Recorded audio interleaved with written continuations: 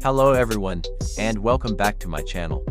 Today, we're diving into a moment that didn't just end a life, but fundamentally changed the course of American democracy, the assassination of President John F. Kennedy on November 22, 1963. This event was more than just a national tragedy.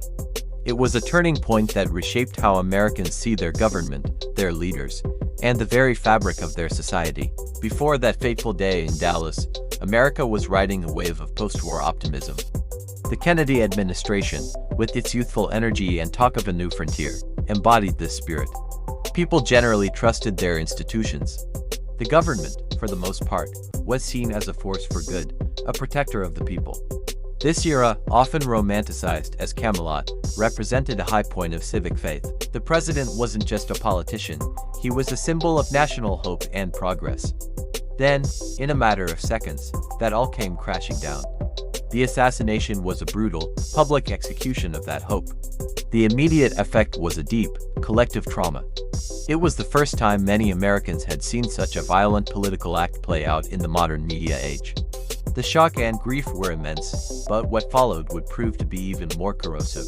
The official investigation, conducted by the Warren Commission, concluded that Lee Harvey Oswald acted alone. However, for a huge portion of the American public, this explanation just didn't add up. The details seemed too convenient, the conclusion too simple for such a monumental crime. This skepticism gave birth to a tidal wave of conspiracy theories that have persisted for decades. Was it the mob, the Cubans, the Soviets, or even elements within the US government itself? This widespread doubt was the first major crack in the foundation of public trust. For the first time, a significant part of the population began to believe that their own government might be lying to them about something incredibly important. This wasn't just a disagreement over policy. It was a fundamental questioning of the government's integrity. The phrase conspiracy theory itself became a common part of our vocabulary, often used to dismiss dissenting views, further deepening the divide between the official narrative and public belief. This growing mistrust was supercharged by other events of the era. The Vietnam War was escalating, and the government's justifications for it were increasingly questioned. The release of the Pentagon Papers in 1971 revealed a long history of official deception about the war, proving that the government had, in fact, been lying to the American people. Then came the Watergate scandal, which led to President Nixon's resignation. It was a one-two punch. The JFK assassination planted the seed of doubt, and Vietnam and Watergate made it grow into a forest of cynicism. The belief that powerful, hidden forces were really in control became mainstream.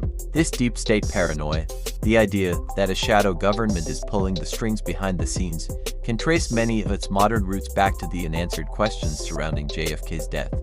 It created a permission structure for people to distrust official sources, and this has had a lasting impact on everything from elections to public health crises. The assassination also dramatically changed the nature of the presidency and political security. Before Kennedy, presidents were much more accessible. They would move through crowds with relatively light security. After Dallas, that all changed. The Secret Service's mission was transformed, and the presidential bubble was created. Presidents became more isolated, more protected, and as a result, more distant from the very people they were elected to serve. This physical separation also created a psychological one. The image of the approachable leader wading into a crowd of supporters was replaced by the image of a leader shielded behind layers of security and bulletproof glass. This heightened security wasn't just for the president. It trickled down into the rest of American life. We saw increased security at airports, federal buildings, and public events. The assassination normalized a state of heightened alert and introduced a new level of fear into public spaces. The idea that political violence could erupt anywhere, at any time, was now a permanent part of the national consciousness. Another profound effect was on the legislative and political landscape. Lyndon B. Johnson, Kennedy's successor, stepped into the presidency under the darkest of circumstances. He skillfully used the nation's grief and the desire to honor Kennedy's legacy to push through a sweeping legislative agenda. Key pieces of legislation, most notably the Civil Rights Act of 1964 and the Voting Rights Act of 1965, might have faced a much tougher road without the political momentum created by the assassination. Johnson famously told lawmakers, "Let us continue," framing his Great Society programs as the fulfillment of Kennedy's vision. In this sense, a moment of profound national tragedy was leveraged to achieve historic social progress. However, it also set a precedent for governing through crisis and emotion, a tactic that has been used by politicians ever since. The media's role also shifted.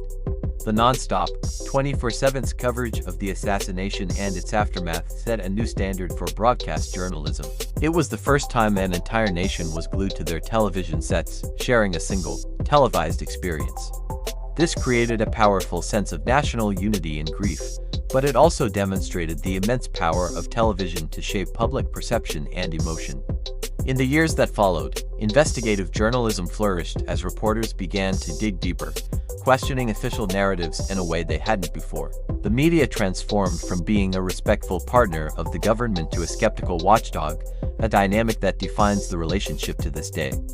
So, where does that leave us now, over 60 years later? The assassination of John F. Kennedy was an inflection point.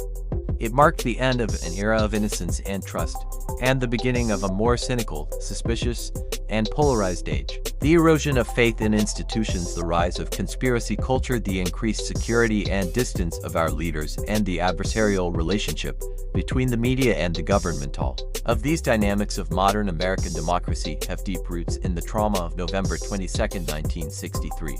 It is a stark reminder that the health of a democracy depends not just on its laws and institutions, but on a shared sense of trust and faith. When that trust is shattered, the consequences can echo for generations.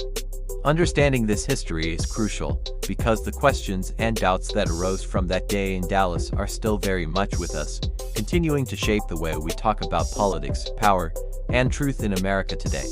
Thanks so much for watching. If you found this exploration interesting, please hit that like button and subscribe for more deep dives into the events that shaped our world. Let me know your thoughts in the comments below. See you in the next video.